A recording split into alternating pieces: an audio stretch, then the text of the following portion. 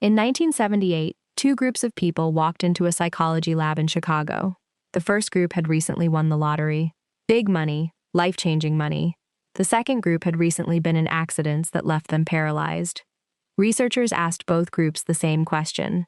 How happy are you? Honestly. And what they found was so unsettling that it still shapes the way you think about money today.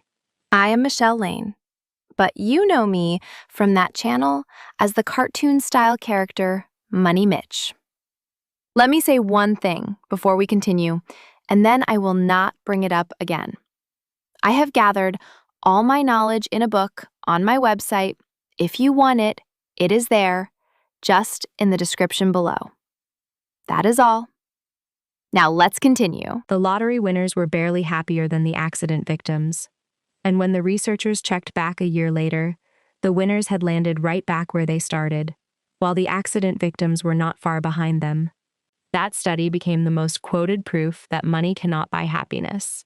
But here is the part the headlines skipped. That study was measuring the wrong thing. The real answer took 15 years, 2 Nobel laureates, and a war between rival research teams to uncover. It ends with a number, and that number will change how you read your own paycheck.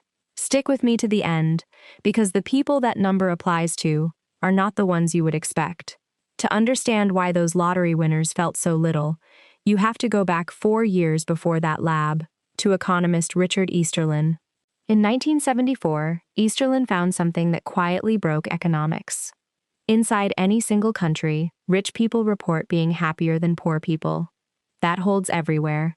But when you compare whole nations, the pattern collapses. Countries that get richer over time do not get happier over time. Americans in 1974 were far wealthier than Americans in 1946, and their happiness had not moved. That puzzle became known as the Easterlin paradox, and it gnawed at the field for decades because everyone who touched it walked away with only a piece of the truth. The breakthrough finally came in 2010 from Princeton University. Daniel Kahneman and Angus Deaton, both Nobel laureates, cracked the paradox by splitting happiness into 2 parts. The first is emotional well-being. That is your mood on an ordinary Tuesday afternoon. Whether you laughed today, whether you snapped at someone you love, whether the anxiety in your chest is quiet or loud. The second is life evaluation. That is what happens when you step back, look at the whole arc of your life, and give it a score. One is how it feels from the inside while you are living it.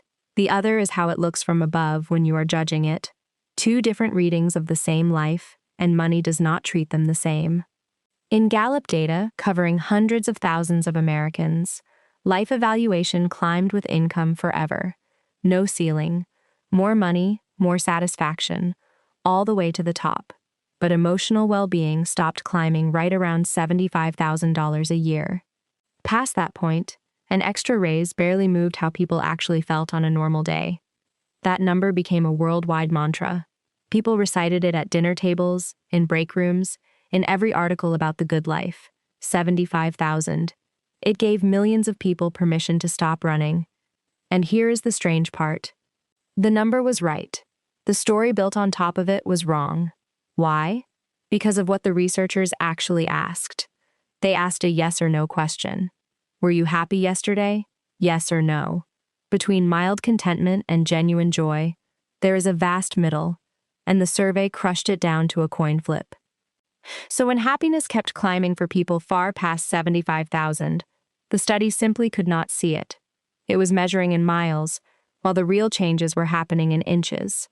About a decade later, a researcher at the University of Pennsylvania, named Matthew Killingsworth, built a finer instrument.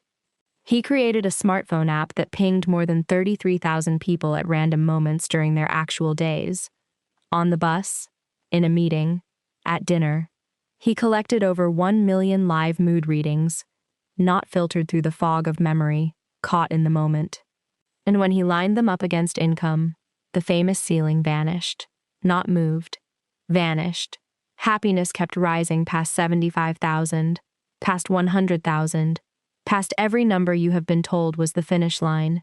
So now there were 2 credible studies pointing in opposite directions. That kind of contradiction usually means decades of academic warfare fought through footnotes. Instead, something rare happened. Kahneman, the man who invented the ceiling, and Killingsworth, the man who erased it, agreed to work together on the same data, with a neutral referee named Barbara Mellers. It is called an adversarial collaboration, and it produced one of the most useful answers psychology has ever handed us. Here is what they found. Both men were right, because both men were describing different people. For the majority, the people sitting in the ordinary middle range of daily happiness, money keeps working. It does not stop at 75,000. It does not stop at 100,000. Every raise buys a little more good day. And for the happiest people in the study, the top 30%, something almost unfair happens. Past 100,000, their happiness does not just keep rising. It accelerates. The wealthier they get, the faster their sense of well-being grows. Money is a turbocharger for people who are already emotionally rich. But there is a second group buried in that same data, and this is the part that should genuinely unsettle you. The least happy 20% show a completely different pattern. For them, money lifts day-to-day mood, but only until about $100,000 a year, and then it stops. Completely. An extra $50,000 a year does nothing measurable for how they feel. Not less. Nothing. And that 100,000 figure is no coincidence. Carry the famous 75,000 from 2010 forward through inflation, and you land almost exactly on it, with the equivalent sitting closer to 113,000 in today's money. The original threshold never went away. It just turned out to belong to the unhappiest 1 in 5 people, not to everyone else. Kahneman and his colleagues wrote that this may be the point beyond which the miseries that remain simply cannot be touched by money. They listed them plainly: heartbreak, grief, clinical depression. If your unhappiness has the shape of a person you lost, or a wound that will not close, no raise will ever reach it. The money goes in, and the mood stays flat, and you conclude that money does not work. But that conclusion is backwards. Money does not work on grief. That is not what it is for. And here is the part almost nobody quotes. For most people, the plateau does not exist. So the comfortable story you have heard your whole life, the idea that money stops mattering after some magic figure, is a story that only applies to people whose pain never had money-shaped roots in the first place. For the rest of you, the ones who are basically okay on an ordinary day, the data says more income will keep buying more good days, far past anything you are likely to earn. That raises a question you have probably never asked yourself. If a raise can still buy happiness, why does it never feel like it did the first time? Psychologists call it affective forecasting, your ability to predict how you will feel in the future, and you are consistently terrible at it. People who get denied a promotion predict they will be crushed for months. They return to baseline in weeks. People who get the promotion predict years of elation. The spike lasts a season. Your brain has an emotional immune system. It neutralizes both the pain and the thrill so you can keep functioning. That is the real lesson of the 1978 lottery winners. They adapted. The accident victims adapted too. But adaptation does not mean money is useless. It just means the effect fades. The lottery winners did get a lift, and then it faded. A stretch of feeling like you won the game is something most people would trade a great deal to experience. The mistake is not in wanting the raise. The mistake is in believing the raise will still feel like winning a year later. So what do you actually do with all of this? Here is the answer buried under every study and every warring graph. The thing money truly buys is not stuff and not status. It is control. Control over your time. Control over your choices. The ability to absorb a shock without panic. The ability to say no. Think about what 6 months of expenses in the bank does to your nervous system. It does not change your title. It does not change your commute. It changes the sentence you can say out loud to a bad boss. I can afford to leave. That sentence is worth more than 1,000 raises, and it is the exact thing people are reaching for when they think they are reaching for money. I have watched this play out in opposite directions. A woman I will call Dana chased a promotion from 90,000 to 180,000. She got the office, the bonus, the title. She also got a boss who expected replies at midnight and a calendar with no empty squares.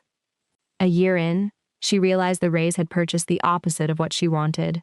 More money, fewer days that felt like her own. Meanwhile, a man I will call Sam took a $20,000 pay cut to cut his commute from 90 minutes to 15 and to work for a boss with honest boundaries. His income dropped. His happiness did not. He called it the best financial decision of his life, and the research says he is the rule, not the outlier. Once your basic stability is handled, every extra dollar is a tool. Whether it helps you or hurts you depends entirely on what it costs you to earn it. A raise that eats your evenings and hollows out your relationships moves you backward on the only scoreboard that counts, which is how your life feels while you are the one living it. And remember where most of you actually sit. The median household income in America is around $84,000. Half the country earns less than that, which means a huge share of you are nowhere near the ceiling. You are still on the steep part of the curve, the part where another dollar genuinely buys less fear. The plateau is a wealthy person's problem. Most people never live anywhere close to it. So let me close the loop on that 1978 lab.